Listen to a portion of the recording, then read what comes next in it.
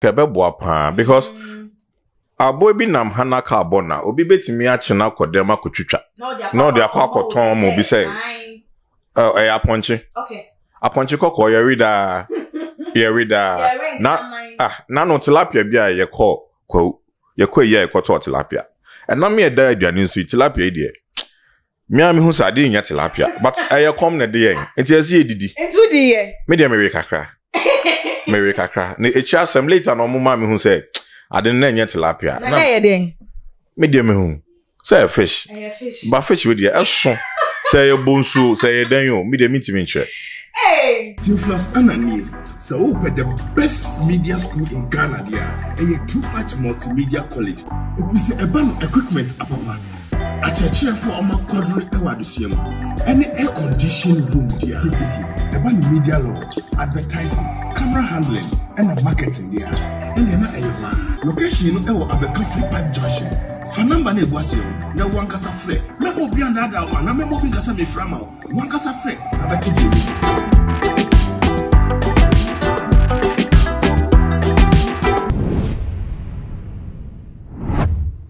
Abesim for ene adofrenom mema obibia akwaba shronkon ede eba too much GHS so na Abesim for ene deyi yede ani aba bepiemo ewo eye North Kaneshi or eye CMB flat honum na opposite eye Prts ye Early Childhood Development Center eho enene ye de eye ya probono aba bepiemo ewo na ye ba na chese ye ba ye biaya ye ni ede eye Ropsa World Plus Enterprise I'm bano says safety equipment dia and ha and obenya ne dodo na yeah can say working gears hand gloves and de keka reflectors helmets biemon so fire extinguishers ho and ne de chese ye de yankomo twetwe no aba bepie mu a chese ye ba bebo ensem a ekoso ene adwentwe dodo na fa yankomo didie no na Abesim for mo nimeye Abesim issue no said the ensem no esi eko ede efa na eno na amadodo na ekasa ede efa ho se yes see chobas na wo se hu behia se empanifo ede wo mani ebeko eso se ne ebeya wo mo betimi ahwe because wo mo timi agi nipa nam eton emanu eyeye na enu ti nenne yaba Ropsa World Plus Enterprise ye ne panyimpa wo dan no no ebetwetwe nkomo betimi afa ne number no ene da screen no eso no na chese wonsusu wetimi na twetwe nkomo ebia na obehia safety equipment ni ebia Abesim for yaka ne sa ewie no ede ene na kan ho na yembonra eho ne yemfa nkomo didie no enhwehwe eso na Abesim for I said ye mu no ya baba be remu I Rospa ye World Plus Enterprise na ene de chese ye ne panyimpa woda ano no eba ababetwetwe nkomo na said ye di kan ye no said ye muamonim no wodie ekoso nyoma bebre ekoso na dodo na agina so kase hu behia se empanifo ede wo mo ani ebekwa kopie mo ewo chobas ewo ye manyi emu because na say ntem behunu na obi abasa ne choba we wodi funu nso na ye adwuma we yesi dodo na susu se ye ni pekunkuma ekoso nkofo eton nipa spare parts ni den na wo mo ede si yi wo mo de koye rituals every one mo a den biem na wo mo nso so mo to no wo mo de ye dodo na susu se ebetimi abase chobas nsusu no eje nipa nam no ebi ede ton wo mo enuane all because of akwanche ne nyankoma de wo mo pese wo mo nye emfa enya customers na no nti ene ya ma ya ba bepie mo ewo aha no mo se nti kan hom na ye mo ra ensen no mo mini aba ma akwa yeah, miniaba. Bibi aboko die. Nyamiadum. Adwuma mboko. Nyamiadum. Jo yeda Kristo ase. Na said ensem no ekwo efa kunkum ye hu reye Richard apia kubi issue ye ba ye wo Abesim yi. Amadodo na speculate anansa dodo na susu se de ekoso no ebetimi abase chobas no empanifo emfa wo mani endi eche. Wo no wo ye adwen ana? Miniaba, baby me know ye adwen. Okay. Me know ya adwen chese chobas bebre na wo krom ha no enkomya koye se nka food and drugs board crampo ne nkese ehwehwe sa nyema no na ma ho kwan ma for ye choba but obi asori a no we bie choba esan ecomunity na sa kunkum ya abeya ye de fare choba nyema ho eno so me ne wo ya adwen baby kakra chese Ye kuni pana. Ne partner hen ye deko. Okay. Ye wanam bebre, obeko choba abako, and kwanya wo ho bebe de wo. Na we fish ni, we namni, we na namni bi wo kra wonim nam kro. Esan say enum ye denti. Ni e to, ni e jigu ye fufu so ni yedi. Eso be hwan ne ye wi an kasa ye nua enam. Etina se mpanifo de omo nan si fom. Oma makrom ho asese e kom wo krom ha pa. Enti ama youth no so mpa adwumae. Youth no mpa adwumae, ni nyina so de krono beba. E de mekun makan we mai we, e de nyina beba. Enti ye se mpanifo no, ene so de omo nan si fom. Esa de a some years to come in there, krom ha de nyina ye betu afi ha. Ye betu afi ha. Na choba issues ya ababeto ya abontin. Unhu ne se eno so betimi egu nkrofo dodo na adwuma because obi wo hono mo a e bia nya nipa nam na wogi o. Enso so because of see ya kantini e de akwa no. Well, eno so wo ho. But they say dey amra den etoto akwan mu. Okay. Nya obi a ne timi bie choba, ana nya obi bia na ebe bie choba. Duane a ye di akoyeye mu. Sebe. Se uko adwumam ana upie fifie na se comedy na obepe ba bie didi a se choba ye credible choba. Food and Drugs Board aba be hwehwe be bi o ye duane ni mpo se fata se o ye duane wo homa ni pedi ana. Eni se ye ntimi anfa en nansi for man hwe we nyina. De bia ye beto enipa na madi. Because obi asori a okọ circle choba se gu kwan ho nyina sebe ehimfa na omu no aduane mpo na om de aba beton. Okay. Insu be na omude no aduane no mae. Ebetima aba say nipa na nsu. Okay. E na omude yes anya ma nyina mae. Eti we nyina na say empenifo ehwe because your empenifo dade da adwuma ano. Food and Drugs Board. Omo no mo so mo hwe eniama ni sa choba bebi omo ye aduane ni nyina environment no krampon enye. Enso obi apesikenti ya sorry a ni ye aduane bia ni ye obabia because aduane so de o ye okrom ha ye beto adi. Obi no wa no aduane wo krom ha waboka umoka so nje say mpanifo no na dom so mde om nan sifom na yenso wo so ka ho enti no mu no amwo mu dia no mo na ese mo so mo be call round na bibie ni a mo be da na di ama mpanifo no bie ho ebi wo ho a bebi a ye ton aduane no nipa no onim ho onim sa area nim ho ebi a na ho nya ne constituency enti on ma ho ma ehwe enti mo na mo adwumanim no mo na ese mo so mo de mo nan ye den esi form na me ne wo ani aban no ye boa ni etu sa ni ama ni nyina ayre ase enti sa dia de bia nkomia koye se ye da one side ye nkomia enko emma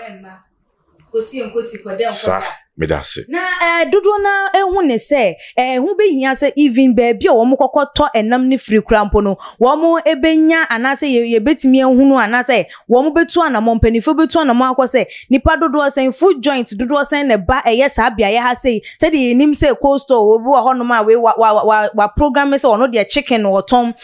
goat meat or tom eye pork meat sa ye food joint anase bia ya restaurant wo mo ekokoto to nam no at least womo ensusu enya receipt of biaya wom kokoto womo enam no edi efri wonsusu hu ne sen eboa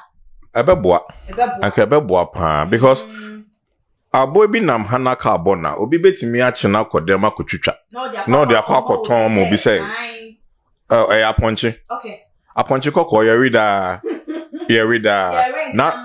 na no tilapia bia ye kɔ ye koto tilapia enam ye da aduane nsu tilapia die Miami hu sa de nya tilapia but aye kom na de yen enti ase edidi enti udi ye me de mewe kakra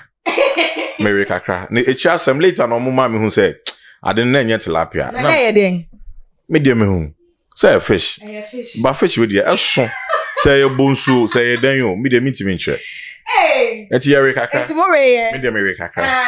nkofo we shark na ebinum we hills na ebinum so so we nneoma e de eka ho na chese ni nyina eka ho ebi na unhu ni se yen so ye ka ho because obi wo ho no mo a woni mpansa ade we nipa namba because of yesika wo pe because of market wo pe to say oh enye hwe because ye kai last time video pictures circulate ye chese obi kokoto wa che na chese kraman ene ebiem so no wo enam ena chese ye twitwa ye de man no se eye meter wo kokko eye de area enso se nka nipa ni hu ya nka obetimi akaka se okay me siu nipa we ya na se me de na court ana me de na koma position ma wo ma ye nhwehwem nipa na dwen hu otimi so oh maami we oh enam se ne mami ensa wo hwe wo munti na ya kan ya no to hu se ye nso so ye ka ho bi e ka ho bi sister